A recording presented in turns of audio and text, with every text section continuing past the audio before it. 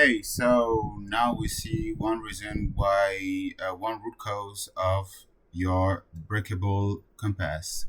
So, why you people please and how it breaks your compass. So, we're talking about people pleasing. The pattern here is that because of a fear of disapproval that arises, so fear of disapproval that arises, then you see a threat. Your brain is like threat, danger, disapproval equal danger. Then you compulsively want to say yes to release the anxiety linked to the danger, and it provokes a temporary relief. And but the thing is that it because you said uh, yes too quick, it can create some long-term resentment and inner conflicts. Highlight on inner conflicts.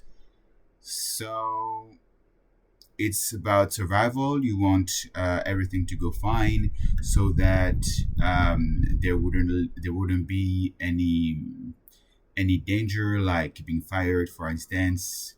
Um, but the thing is that it only compromises with what you want, what you need, and so in the end it creates inner conflict. You really need something and you said yes to something, to something else too quick, and as a result you are in conflict internally. And so one hint to avoid that is to um, break the automatic reaction. Give time before saying yes.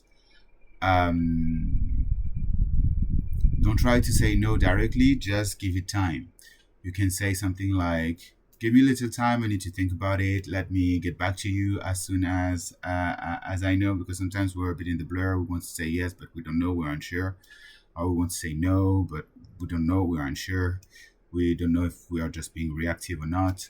So yeah, this is it. This small gap helps you reclaim your power, and you can make it an exercise, a routinal exercise.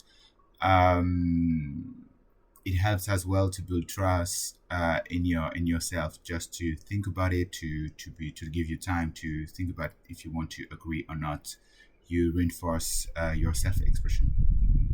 So that was it. That was the first root cause, which is people pleasing.